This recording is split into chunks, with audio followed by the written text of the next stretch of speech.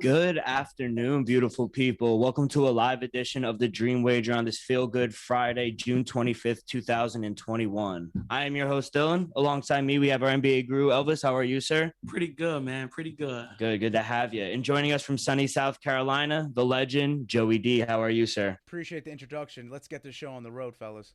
Absolutely. We got a jam-packed show for you guys today. We'll hit the hardwood and get our picks for this game 2 tonight in Milwaukee. In the NHL, we have a game 7 tonight in Tampa against the Lightning against the Islanders. And later on in the show, we'll break down Saturday's UFC Fight Night, Gane versus Volkov. And we might even give you some baseball plays at the end. But let's start in the association. Last night, the Clippers got a much-needed win at home to make the series 2-1 Suns. They're right back in it. Elvis, what adjustments did you think Ty Lue made from games 1 and 2? Man, my man Ty Lue, man. Let's give a shout out to my man Ty Lue, man. What the Clippers did defensively was pretty impressive, man.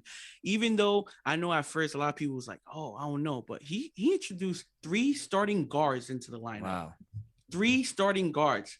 Nobody thought it would work. It was Patrick Beverley, Travis Main, and Reggie Jackson. Mm-hmm. Nobody thought it would work, and look at that. One of the best defensive games of the playoffs. Pat Bev is just solely sticking on Devin Booker. I'm going to be honest, he's just a pest on the court, man. He's just, you don't want him guarding you, bro. Like, I don't care how gifted you are. You don't want nagging Pat Bev. Like, it's like you going to go bat in the summertime and there's nags.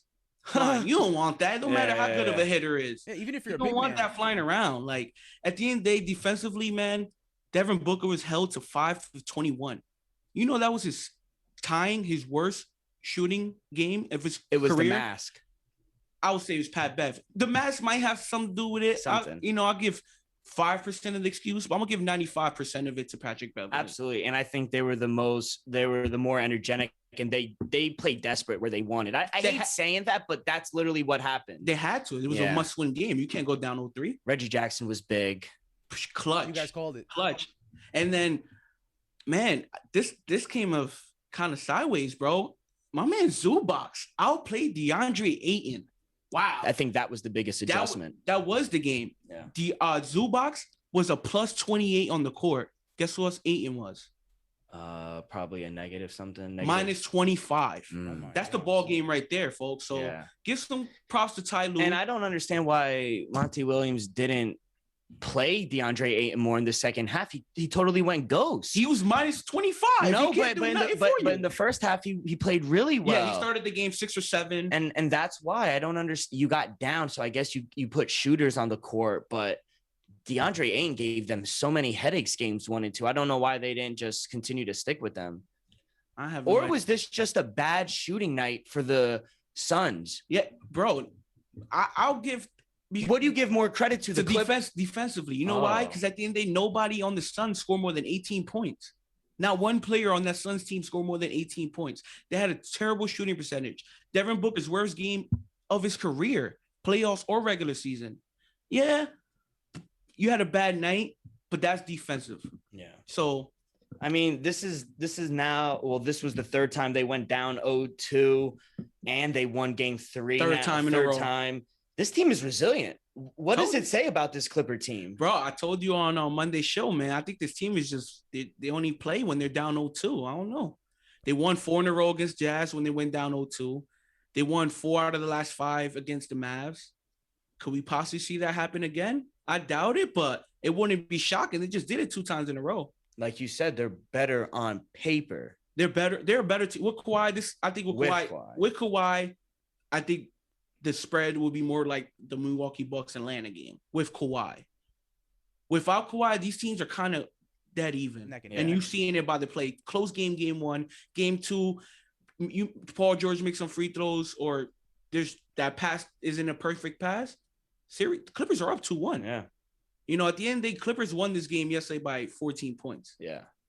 Suns won the first 2 games combined 8 points. So I don't know. I thought they played better. You know, I'm high on the Suns. You're high on the Suns, but you got to come back down to reality. Do you think this series changed with how good the Clippers played last night, or do you think it's still in the Suns' hand? I think it's been in the Clippers' hands since the moment Paul George went to attempt the 2 game-winning free throws. Wow. Because if he hits those 2 free throws, we're having a whole different conversation. Am I right? That's Pandemic P. Put some respect on my man Playoff P, man. That's Pandemic P. You saw what he did last night? He almost put up a triple dub. But he did. But who won? He got the one. He led his team to victory. No co-stars, just Reggie Jackson. Morris bum knee. Played like 15 minutes last night. I think that's a perfect analysis, though, on your point. Because that's exactly what I was going to say. I was going to say, if Paul George makes those 2 free throws, that we're having an entirely different conversation here. Totally different conversation. Even, I'll give props. But those are all hypothetical. I know this is hypothetical, but you got to bring that you got to put this in context. Mm-hmm. He makes those 2 free throws. Crowder don't throw a perfect pass. Clippers are up 2-1, controlling the series. Because game 2, they look better. Well, they're going to have to draw up a different play if those free throws are made because the Clippers going to be up 3. Exactly. Everything changes. But I also got to say something about the chemistry. Chris Paul coming back, I think kind of messed with their chemistry issues. I think it caused a little something there. You would think that they would, come closer together, but him being out for as long as he have and then coming into it, I think it definitely messed with the chemistry. I think the turnovers hurt him the most. I think he obviously shot bad. The turnovers is what really killed him. But I think you're not going to see that again from Chris Paul. He's too good, and he's going to make it a point where they're going to buy into defense more because usually up until this point, they were the team with the most energy. They were a team out rebounding, getting down the floor, but it looked like the Clippers last night. And it was shocking to see from the Suns. It looked like, honestly, they took a game off. And to be honest, sometimes they had the ball, Chris Paul, Devin Booker, and some possessions that I saw from the Clippers, they literally – people's back, like Pat Bev, they were literally turned their whole back was toward the end of the play, and they were just focused on their defender. You hardly see that, and they weren't even giving them a lot of room. So I think next game you're going to see a better coaching job by Monty Williams as well to get more screens going, get more open shots for Devin Booker, and I think he takes the mask off next game. He might have to. He might have to. But let's dive into tonight's game 2 matchup between the Hawks versus the Bucks. Bucks, again, they're an 8-point favorite at home with the total at 225.5. Elvis, what's your best bet for this matchup? I like that. You said best bet. So to me, the best bet will be the Hawks +8. After game 1, guys, I was rolling with. You're starting to come up. Yeah, okay. I was rolling with the Bucks. Maybe I made that pick with a little bit of emotion after losing game 7 as a Nets fan. So I was like, yeah, Bucks about to win by 30 each game, winning in 5 or 6, maybe 4, which I was wrong. Ice Trae had one of the best performances of his young career. I think he's officially, we can all say, a superstar. Wow. He's joining that group. He's officially a top 10 player in this league. Especially a top 5 guard. Yeah. Wow. Joe, what's your play on this game? That Hawks win was surprising to me because you called it. You were saying that, Bucks would win game 1 and Hawks would win game 2 and 3. Now, I think it's unexpected what's going to happen, but I didn't like the points that Milwaukee's given. The way that the Hawks are playing made me feel that I need to tease this down. So, once again, Dylan, for saying best bet, this is what I'm doing with my best bet on this game. Taking a 2-way teaser +6 points, -110, just to, get a little something out of it. It's bringing Milwaukee all the way down to -1.5. And it seems that anytime Milwaukee happens to win big games, they're leaving their opponent under 100. They're playing really good defensive ball. So I like the under as well. So with that +6, it brings it all the way up to 232. So with those two together, Milwaukee -1.5 and under the 232, I feel comfortable in doing that teaser. So you think the Bucks are going to win tomorrow or tonight? I think they're going to – it's a must-win in my honest opinion. Hawks go up 2-0. We said that Bucks were going to, win the first game. Now they go down 2-0. They go to Atlanta. Ice Trae's playing cold. So let's go. I want to see that game to be interesting. It is crazy. Yeah, it was crazy. Borderline disrespectful. We talked about Devin Booker in the previous game real quick. He was tied with the record, I think 1 point behind Amari Stoudemire and, bringing the conference finals first appearance. Dude, Trae Young put a shame to that. 48 in his first conference finals appearance. Shattered it. And go back to what you were saying, Joey. For the Bucks, it is to me, I'm gonna come out and say it. It's a must win for them. You can't go to Atlanta down 0-2. You can't. I understand you got a lot of pressure on you guys. No pressure is on Atlanta because nobody expected Atlanta to be here. So all the pressure is on Giannis, the reigning 2-time MVP, reigning Defensive Player of the Year. So all the pressure is on you, and you got to win tonight. I'm taking Atlanta +8 as to me, that's the play. But you think they're a live dog? Yeah, they're a live dog. But I'm just saying this is a must win for the Bucks. You can't go down 0-2 to Atlanta. Say if you was down 0-2 coming back to Milwaukee, okay. With the Nets, we was up 0-2. We was up 2-0. And look what happened. Clippers. But you can't go down 0-2 and then go on the road and win 2. You can't lose in Atlanta. You lose tonight, you can't lose in Atlanta. Can't. Not even 1. You can't go down 3-1. And it's not like you're going home. You started home. Like with the Clippers, it's different that they start down 0-2 because they're usually on the road. Yeah, but in the first series, they lost the first 2 at home, which is shocking. So, I'm telling you, the Clippers just play better down 0-2. And hopefully the Bucks don't go down 0-2. But I lean Hawks plus the points.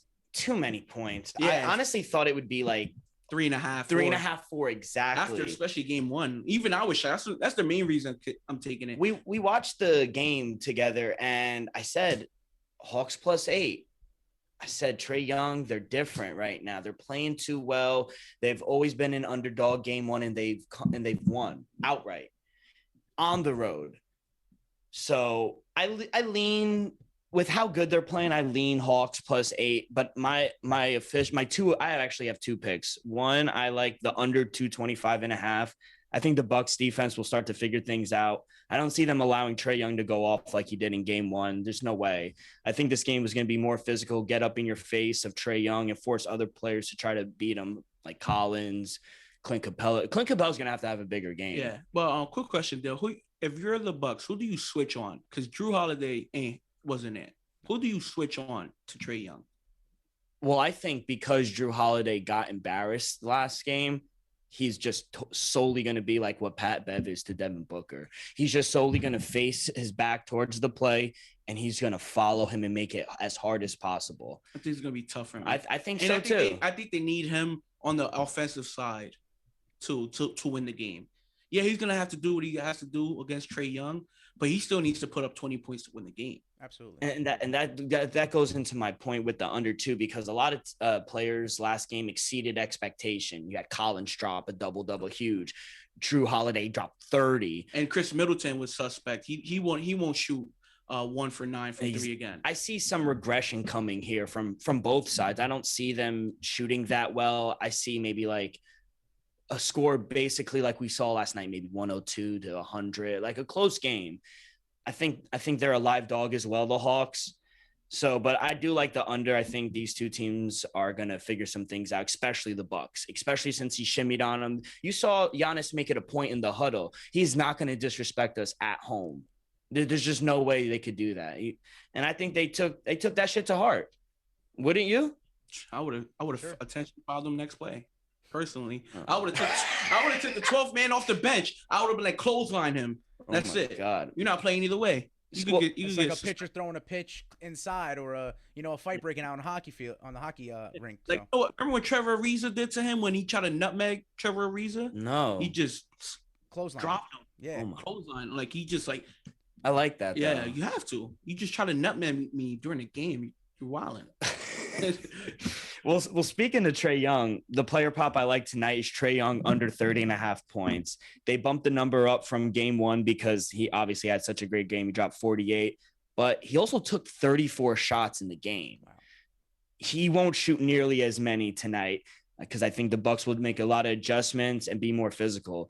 And he shot 50% from the field in game 1.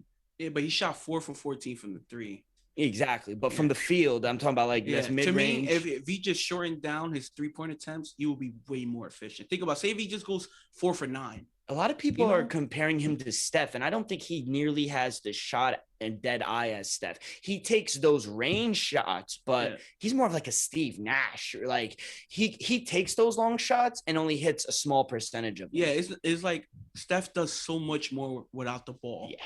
Like, he's constantly like Trae Young not going to fight through 4 screens just to hit a corner 3. No. But he's going to ISO, then shoot the 3, but this is different skill set. Let's stop with the Steph comparison. I mean, I think we get a better effort tonight from Jrue Holiday. Going back to your point, I think he's going to make it his sole priority is just to guard Trae Young because he got embarrassed from game 1. You can't. That was your mission, to guard a guy like Trae Young. We sat here and said, oh, Trae Young's going to struggle because, Jrue Holiday's a good defender. He's bigger, more physical. Trae Young put that to bed real quick game 1. Early game 1. I mean, I'm going under 30.5 points, and I'm also going under in the game. I like my unders. And they've been well to me. If Trae Young does go under 30.5, the game is going under. Yeah. Because he controls the pace of the game. Dylan unders. That's me. Under Dylan. Let's segue onto the ice. Joe, what an amazing game we saw last night between the Canadiens and the Vegas Golden Knights. I just want to read you something real quick. The Habs won in OT to wrap up the series to make their first final appearance since 1993, where they winded up winning the whole thing against the Kings. Since being down 3-1 to the Maple Leafs in the first round, the Canadiens are an 11-2 run. The Habs are only the 3rd team since 1968 to reach the Stanley Cup Finals with the worst record amongst playoff teams: 2010 Flyers and 2017 Nashville Predators. This is the stat that's going to kill you. Where is it? Yeah, the Habs this postseason are 11-0 when scoring 2 or more goals, and their penalty kill has been lights out, killing their opponent's last 30 penalty power plays. Talk to him, Dale. The kid, Cole Caulfield, he's been brilliant. He's 20 years old, and they just drafted him from Wisconsin. He played for the United States team. He has 4 goals and 5 assists. Him and Carey Price are the reason why the Canadiens are in the finals. Joe, in the middle of the season, the Habs look like one of the worst teams in the league, and now they're 4 wins away from getting to the cup or winning the cup. What do you think changed in the locker room for them? It's what you said. It's Carey Price, man. Him getting hot. The way that they're, you said that point. That's what I was going to talk about, was the penalty kill. They're destroying everyone else's power plays. It's just like as if it never even happened. I think it's just simply Carey Price being a leader on that team, stopping everything in his path. Yeah, there's a couple goals let up. He was on that scoreless streak before they got into the finals here. You got to give credit to VGK, the Golden Knights. They get down the ice real well to score goals, but for Carey Price doing what he's doing, that's the answer right there. It's Carey Price. Yeah, I think him, Caulfield, they have this other centerman who's been dominating. He's up and down both defensively and offensively. He's lights out. The coaching, I think this team got hot at the right time. Everyone doubted them, and now I'm invested. I got a ticket from them winning it all. 14-1. Bro, yes, I was screaming last night, waking. I was like, "Let's go!" when they scored in overtime. And Joe, what a hit yesterday! You predicted the correct score, and you took the Montreal Canadiens on the money line at plus money. How are they keep getting disrespected? It's kind of like the Hawks, they're being like kind of doubted in every series they play in, but they're here to play and they're here to win the Stanley Cup. I respect everything the Habs are doing. I felt comfortable. It's kind of weird because the game that we had before Game 7 now for Tampa and New York, that was also 3-2. So it's kind of like, oh, how is it going to be another 3-2 game in this one, man? I just thought it would be. I've had confidence in it. I was rolling with the Habs all the way through this Western Conference, obviously after Avalanche lost. But yeah, that was just amazing thing, predicting the score. So, I'm 22 minutes now. Hey, 22 units. That's a crazy thing. And to go into the picks, it's like I want to carry it into this Game 7. So I got a little parlay for you if you want to talk about it. Woo! Go to it, Joe. Yeah. Go to it. So, we're going right into tonight's game. We got Tampa Bay Lightning against New York Islanders, and we're back in Tampa Bay. Man, the Coliseum was rocking Game 6. That's great game. Yeah, that's why they won. I think that I watched it, Joe. If any home court advantage or home ice advantage there is, the Coliseum, the Nassau Coliseum is it. So I give all respect to the Islanders. I give all respect to the Coliseum there. But, I got to roll with the Lightning. I want to have an interesting Stanley Cup Finals here. So the three-way parlay that I'm rolling with in this game is worth plus 13,000 units because I'm including the score prediction, I'm including the over for a team result, and I'm taking the team. So Tampa Bay puck line -1.5, including them scoring over 3 goals, which was their team total, and I'm predicting a 4-1 victory back at home. I think they need to make a statement here going into the Stanley Cup to show the Habs that they're serious as well and they could score goals, because if they don't and they think it's like a 1-0 win, I don't know. Now I'm debating if the Habs are going to shut them out and maybe even sweep, because the way that they're playing, and if Tampa Bay has the inability to score against the Islanders, what's going to make me believe that they're going to do something to the Habs? So speaking of like the unders, every game for the Canadians and Vegas Golden Knights went under. Yep. I love it. So, I was on the under and I took Canadians money line, so I was up about 4 units yesterday. But for me for this game tonight, to be honest, a part of me all day wanted to take the Islanders, just because I bought in, just like how I bought in with the Habs. The passion. They're well coached. I just think, I don't know. Honestly, I don't know. But now that he's so confident about the Lightning, it makes me worried. You're gonna fade. We need to play, Dill. We need to play. What do you got? Play. And then half the other week, I was thinking I'm going to take Tampa. No way they lose home. Game 7, defending champs. They got the scoring. They got the lead scorer in the playoffs. Point. Literally, that's his last name, Point. And they have the best goalie, besides Carey Price. Let's don't get it twisted. But I agree. I think if Tampa doesn't come out tonight and show that they can't score, I think the Habs are in a great spot because their goaltending and defense has been lights out. But if they do show what they showed the game 5 when they scored 8-0, it's hard to pick a team like against that. True. I'm flip-flopping all right now, but I'm going to take Lightning 60-minute line in regulation, no overtime. Instead of getting the money line at -172, you take a 60-minute line and it's -105. Wow. So it's way better odds. I mean, I guess I would lean under 5.5 as well, going to what Joe was saying as well, but it's juiced to -168. If you shop around and could get a solid 5 and get plus money, I would do that as well. But I think I'm going to go with the Lightning 60-minute line. And now thinking about it, that might fuck me because you're panicking. I'm panicking. It's hard to pick against the Lightning. And Dylan, I'm going to make you panic more. I have a play for tonight. Whoa. Game 7. 2 greatest words in sports. That's true.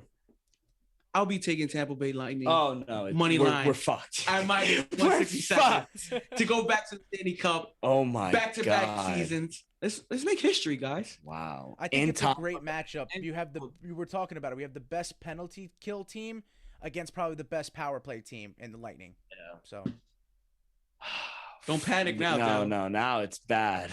I already locked it in. I'm rolling with Lightning, but that's fucked. Let's go. I locked it in too. Oh man. I locked it in too. Joe, let's segue somewhere else. Let's talk about this fight we got Saturday. Early time with the prelims starting at 1 p.m. But before we get into that, you said you have Bellator picks, right? Absolutely, yeah. Tonight you got Bellator and PFL. And thank you for mentioning that because UFC is rather early on Saturday.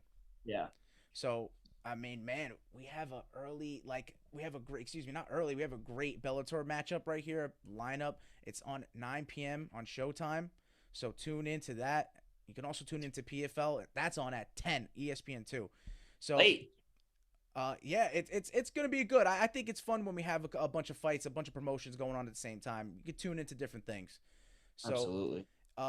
First, I like touching the main cards in terms of the Bellator and PFL. We don't get too deep into what they have in the preliminary card, but I'll start it right up because I think we have a great fight to kick us off in the main card. Christian Edwards is taking on Ben Parrish, and I think he gets a knockout in the first round. Christian Edwards is a knockout artist, and the only befuddlement I have with these is they only allow you the option of money line. So unfortunately, I got to take Edwards as the betting favorite, money line minus 200. But if I would and I could, I would definitely bet that knockout because, man, if you've seen that, they've been showing him a lot. He got vicious kicks and he's got knockout power. So that's the first fight of that main card. Going right into what would be a veteran matchup in Daniel Weichel against a newcomer, somewhat of a newcomer in Keani Diggs. And I like the newcomer because he's hot and he's undefeated. So once again, I got to take what is another betting favorite at money line, Diggs minus 140. I feel comfortable in that. Daniel Weichel has a lot of mileage on his body and his record shows it. So give me the newcomer here. Give me the newcomer. Next fight it out, UFC alum Miles Fury Jury taking on Sydney Outlaw. I like Fury Jury, man. He is a betting underdog in this one, but I feel comfortable in him. The experience he has, and he comes to fight every time. You know, he's not had the best of luck, but I feel like he can get a victory here and continue on in the Bellator ranking. So give me Fury Jury money line at plus 120. Then I'll go right into the co-main event. We got Liz Carmouche again, Gorilla, taking on Jana Watanabe.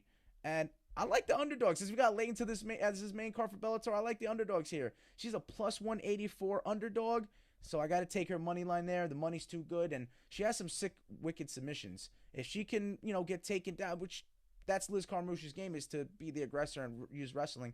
If Jana Watanabe can, throw up some submissions and get it done that way, I like my chances. So that's why I'm taking her money line there. And then the main event, this is actually for the interim heavyweight championship. You got Tim Johnson. Man, he started off his Bellator career very rough, but has pulled off 3 straight, and now he's in title contention against Valentin Moldavsky. But I got to take the American here. Big Timmy.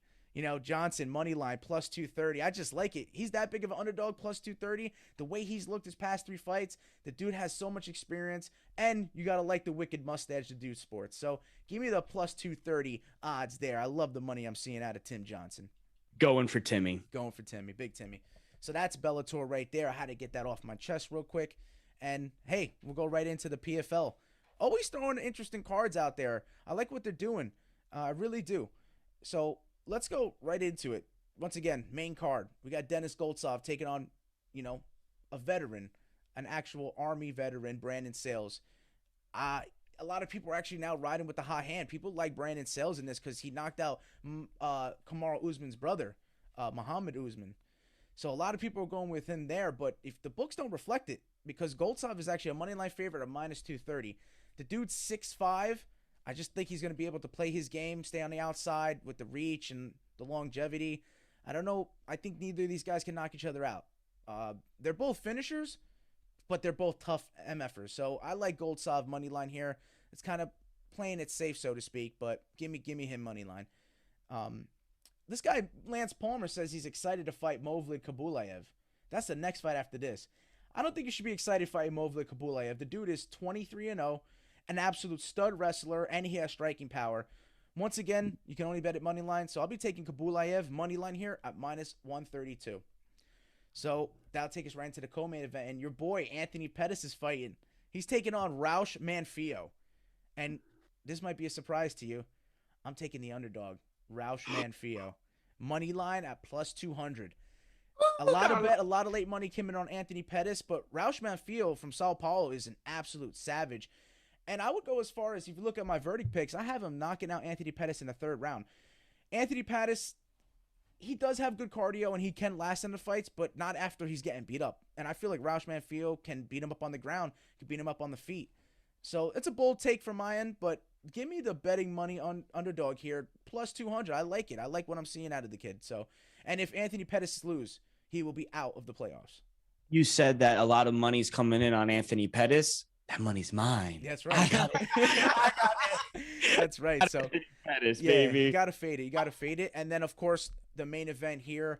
I would think I'm pretty dumb if I don't go with Kayla Harrison taking on Cindy Dandois, because Kayla Harrison is a minus 4,000 favorite. I think the proof's in the pudding. We got to take Kayla Harrison because if she does win, she would be right into the playoffs in the 1 seed. So Anthony Showtime Pettis. Hey, I think he's gonna knock him out. Wow, I would love to see it. I like that you're taking him. I want to see Anthony Pettis do well. I don't want him to get knocked out. No, we had high expectations for him in the first fight. He got beat up the first 2 rounds, like I said. He does have the cardio get into the 3rd, but let's see what happens there. And that was the PFL picks that I have. Everything is of course posted on our IGs, our socials. We have all our action picks up for you. So if you will, Dylan, you want to segue us right into what is UFC Vegas 30?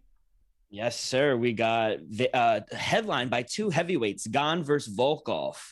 Do you have anything on the prelims, or you just want to go straight to the main card? Interesting prelims, but I'm not touching anything on this fight night. I might get into some prelims for, of course, the next pay-per-view we might see. So yeah, that's going to be interesting stuff. But of course, right here, once again, I'm going to be starting in the main card. Start us off for us, Joe. Absolutely. So now what is going to be taking over as the first fight? We have Renato Moicano taking on Jai Herbert. And a lot of people don't know about Jai Herbert, but the dude is a knockout king. He's got a lot of first and second round finishes via head kick, and he got punch and power. I think he's from Great Britain, the general area over there, and he's a betting underdog. So I feel safe taking Jai Herbert money line at plus 185. I think money's good there. Renato Moicano doesn't really finish a lot of his fights in terms of standing up. That's what Jai Herbert likes. Jai Herbert finishes fights standing up. Renato Moicano, I think, doesn't have a knockout win. Exactly. No. So yeah, he has 7 submissions and 7 decision wins. Yeah, so no knockout finishes. So if it stays standing, if Jai Herbert can deny the takedown or the jiu-jitsu, he's gonna get caught. So give me the underdog here, plus 185, Jai Herbert. Jai is 0-1 in the UFC, and I tend to go with the more experienced guy. Me as well. So, and I think the other guy is better jiu-jitsu and grappler. And I think he's one of the biggest favorites too, yes, which worries me. But I think he comes in motivated. He gets the job done. How do you pronounce his last name? Renato Moicano. I think his last fight, if I'm not mistaken, he was coming off of a loss to Jose Aldo. Yeah, both of them are coming off a loss. Yeah. So I'm going to take double chance Moicano to submit him or points. I think maybe it goes to distance at minus 170. The money line's just too juicy for me. Yeah, so way too juicy. And you're playing it safe because his record indicates everything you're saying. Yeah, that's right. And the next fight after that, yeah, you got Andre Touchy-Feely against Daniel Pineda. And man, I put money on Daniel Pineda the first time I saw him against Cub Swanson, and he got knocked out. So I'm gonna have to fade him. But I'm gonna take Andre Touchy-Feely, which I think I'm going with the side of pretty much the public because he's a favorite here. So I had to squeeze a little juice out of it, and I like Andre Touchy-Feely via decision at plus 155. The dude can submit you, he can knock you out with his combinations he throws up there.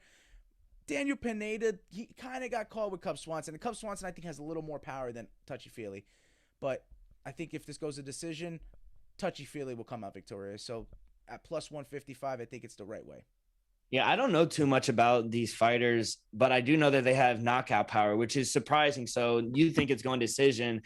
I'm actually going to take will the fight go the distance? No, at minus 120. I think someone's either going to get knocked out or submitted. Wow. I like that take. Yeah. Hey, that's why we have different opinions here. We'll go right into the next fight after that. Hani Barcelos against Timur Valiev. And man, people are riding Hani Barcelos like insane. He's on like a 15-fight win streak. It's like 6-year unbeaten streak as well. Sheesh. I got to fade him.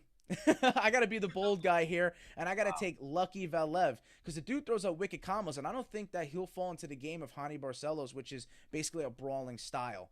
He's got good jiu-jitsu, but he gets out there and he wants to brawl. As opposed to Timur Valiev, Lucky, he likes to keep it on the outside, throw up combinations, throw his wicked techniques that he has. And he can throw spinning stuff, he can throw anything. And I think he can match what Barcelos is going to throw out there. So I feel comfortable in playing it safe, taking Lucky Valiev money line at plus 185. I got 2 plus 185s money line here. I don't have a play for this one, to be honest. So they're a little unknown, but I did a lot of research in terms of them. I've seen a lot of their fights. I like what I'm seeing out of both fighters. Don't be surprised if Barcelos does something like out of this world. But I just like the technical aspect of it all, so I'll be playing it kind of safe.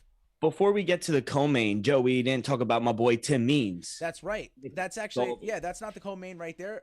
Tim Means is taking on Nicholas Dalby. I guess I'm taking some underdogs in this card because I like Dalby money line. He's kind of like a little lock because I just like the youth that he brings. He doesn't really fall into a lot of traps. Tim Means is a savvy vet.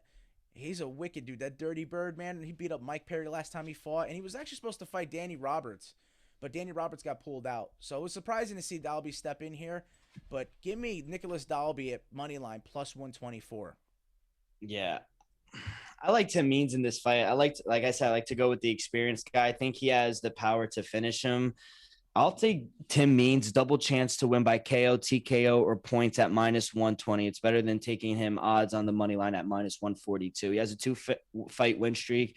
Like you said, he beat Mike Perry last, and most of his wins are by knockout. Yeah. So I think he does get the job done. He's one of the OGs of the sport. He's been around for a long time, and his age, he's still fighting like as if he was 30 again. Yeah. Gotta love that. And like you said, the co-main event is actually an interesting one. We just saw Tanner Boser fight, and he lost what was a controversial decision. And now he's taking on Ovince St. Preux. And man, Ovince St. Preux is a savage. I can't go against him. I think Tanner Boser actually coming off that short layoff is going to go against him. I think he thinks it's going to be like, oh, I'm the hot hand. I'm the fresher fighter. I don't have ring rust, so to speak. You're going in against OSP.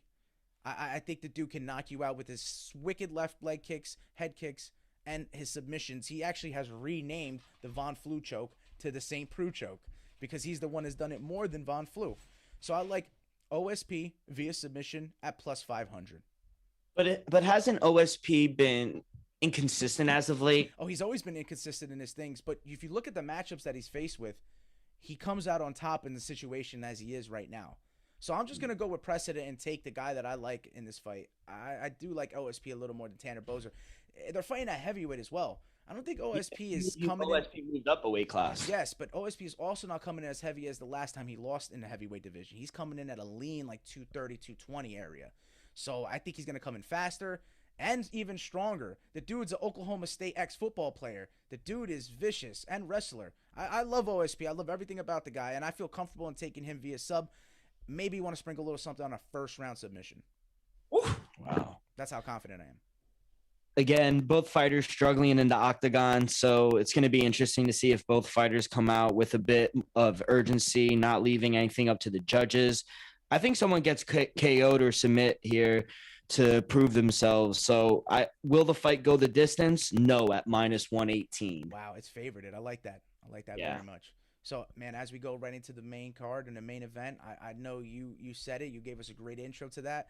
And a lot of people are looking into this with kind of different viewpoints. And granted, Ciryl Gane, with an 8-0 MMA record, he looks like a rookie in comparison to 41 fight veteran Alex Volkov. If I'm right about that, it's pretty insane. But truth be told, Gane isn't a beginner or even a stranger to stand-up battles. He's actually 76-8 in kickboxing.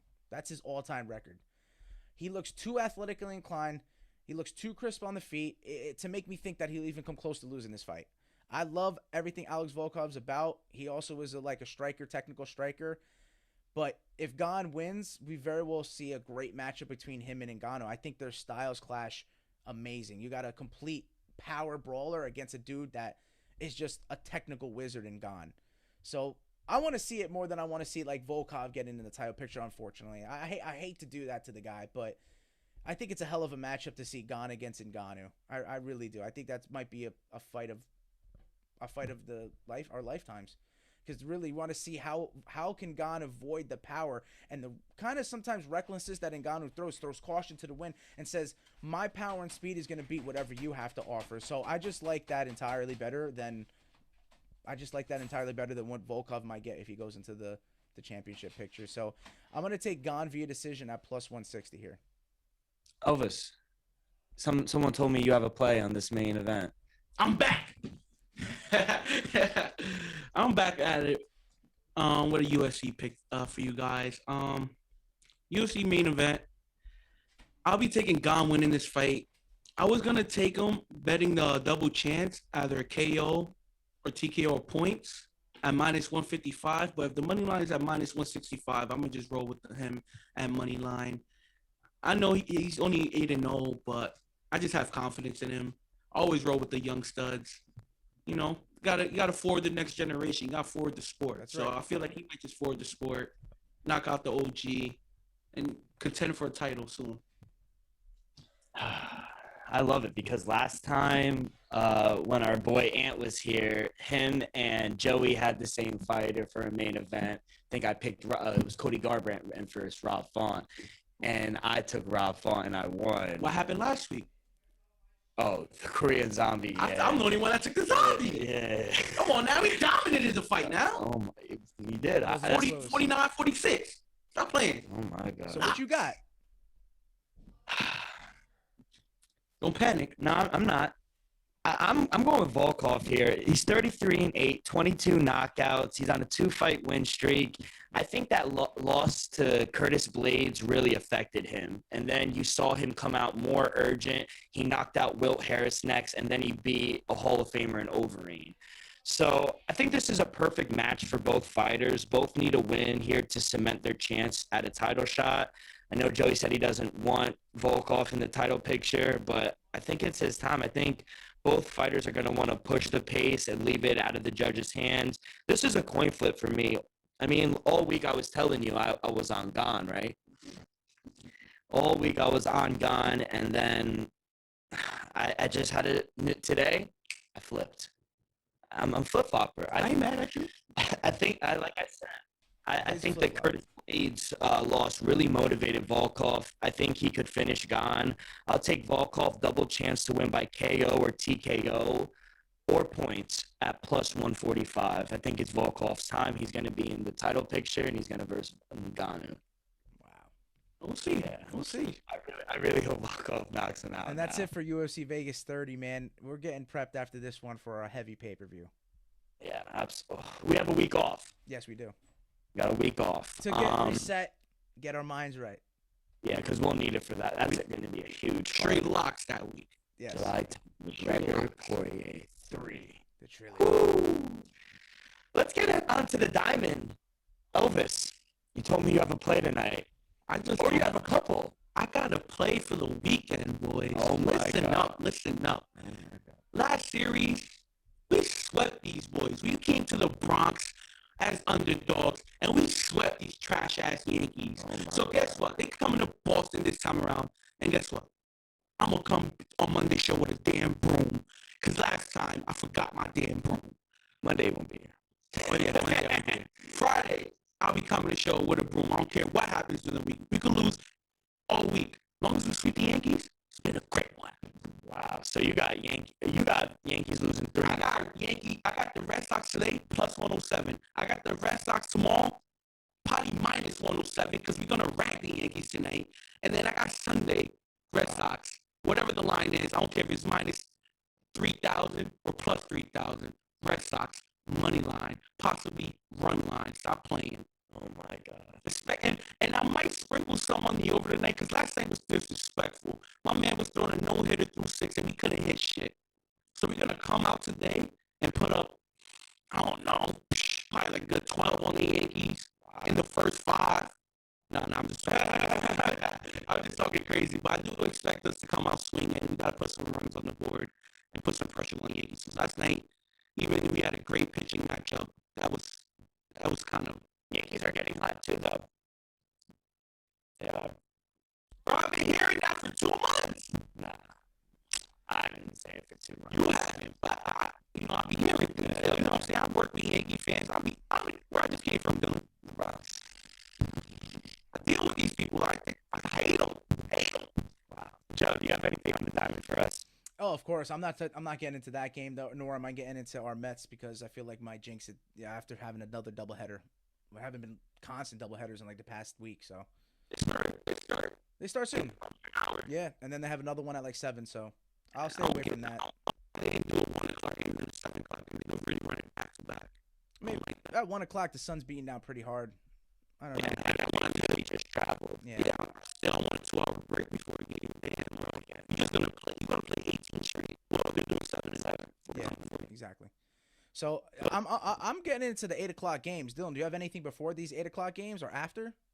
Yeah, I'm taking straight, simple, to the point. I know Joe thinks he's going to jinx it, or I might jinx it, but 4 o'clock game, Taiwan Walker, I'm taking the Mets money line at minus 122. Aaron Nola, garbage on the road. I think he's like 3-12. Honestly, you gotta look at home to road record, and some pitchers pitch better at home than others. Some better on the road. Yeah, exactly. So I'm gonna take Taiwan Walker's been amazing this year as a 2 ERA, but the walks are a little of a concern. But I think we got back Conforto, we got back Jeff McNeil, Pete Alonso, Lindor's been heating up. I think we'll put up a couple runs. I don't know about over 5.5, but I'm gonna take the Mets money line on Mets Yeah, I think Walker's last start was kind of a hiccup because the 4 previous starts before that, he's cashed all his props, all his strikeout props. So that's a good call. Definitely good one.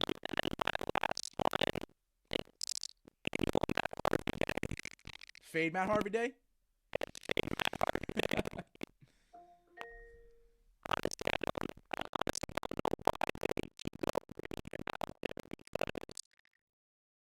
you gotta give some of these young guys a chance to maybe at least get a chance at least. I don't know. I think that it's a little too scary. You're gonna play the Blue Jays and play the 1.5 the Blue Jays for us the first 20 straight games in a row.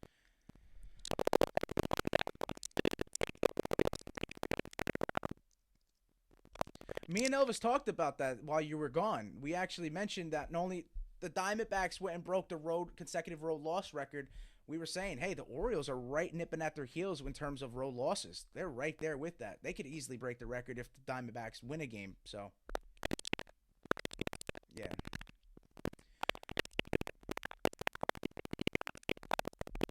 Yeah. Oh. You might not have nobody else. Dark Knight's gone, man. Dark Knight's gone.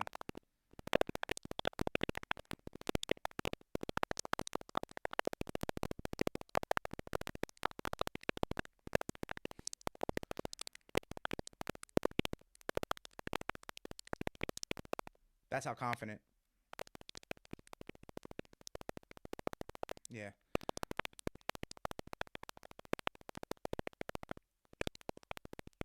Yeah, absolutely. So my last little bit of caveat for this episode is just my 4 games that I'm touching. I got 5 picks in total. So touching primetime games. 8:05, the Kansas City Royals are taking on the Texas Rangers. And man, KC on the road is actually relatively decent. They're right now at money line plus 107, and I feel comfortable taking them. I just feel like they can get some runs across the board. I didn't like the number. I think it was like an 8.5 in terms of the runs, and I just wanted to shy away from that. But I feel like Kansas City at plus 107 is actually good. I would take them. I feel comfortable in that. So he's doing real well, but I like it. I think they surprise when they're supposed to lose or they're supposed to go against a good pitcher. They come and hit. So I like it. Then okay. The only thing is if it's going to be a little hot even at nighttime, the ball flies out of that ballpark. So, pitchers matchup? Hopefully. True. The game we got 2 8-10 games. So the first one that I'm looking at, I got Seattle Mariners going to the South Side, taking on the Chicago White Sox. And I'm not touching anything in terms of money line here. I think Chicago's way too favorited. But Carlos Rondon is on the mound. And surprisingly so, I think I'm going to have to roll with the under. I don't know if he can get 8.5 plus Ks. So I'm taking under 8.5 Ks at plus 102. But with that being said, regardless of him striking out as many people as he can, I think the White Sox they might blow way past their run line, which is 4.5. I'm taking the over on that at minus 107. They could just score runs. Their lineup is loaded from top to bottom. Yeah, I feel comfortable in that one. And that's like their ace, the Mariners they got running out there. Is it Kabuki? I apologize if I'm butchering it, but he's got a higher ERA. He lets up a lot of runs, so I feel comfortable in the White Sox getting them on the board. And the other 8-10 is Cleveland at Minnesota. And man, are we sleeping on the Cleveland right now? Like, they actually have a winning record. They're competing in the Central. I feel comfortable in getting them out to an early lead. Their bullpen, I guess, has been kind of rocky in terms of getting into the late innings. They throw someone out there after their starter and they do good, but as soon as they start seeing them more and more, they lose it. But that's why I like taking Cleveland here, money line in the first 5 at plus 115. They're road dogs right now. A lot of people are rolling with the Twins, but like I said, this is a sneaky good team to Cleveland.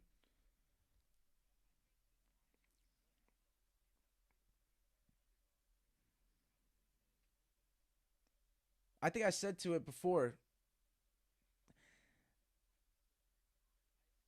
Wow. That's the thing.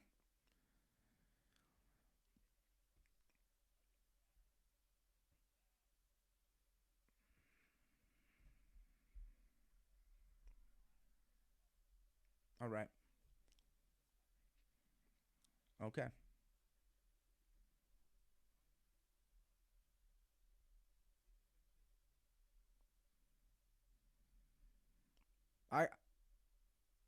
I put a bet in though for not a bet, a pick, Jose Ramirez, man. He's getting slept on. He's like kind of single-handedly leading that Cleveland team because he's, I think, a proven all-star, that guy. So I think why they're not favorited is because how hard it is to play at that Twin. I spoke to that before. That Minnesota stadium they built out there is hard. They got the overhang porch and right, like it's a weird stadium. They've always had weird stadiums, those Minnesota Twins. And the last one, the 8-15 matchup, you got to fade Pitt here. The Pirates are just not a good baseball team. So they're going to St. Louis to play. I like the full game money line for St. Louis at -177. It's a little heavy, but I feel comfortable in taking that. So that's all I have on the diamond. I don't know. I don't know. I think that's buyer beware for me. These are the type of games that like they should blow them out, but they won't. They might win by a run. So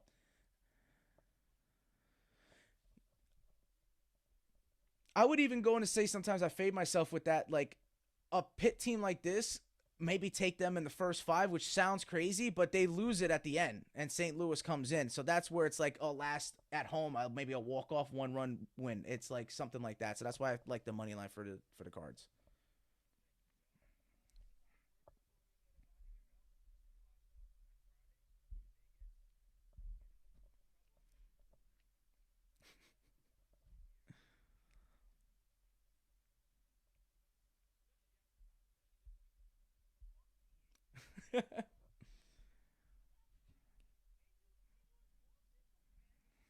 Pack?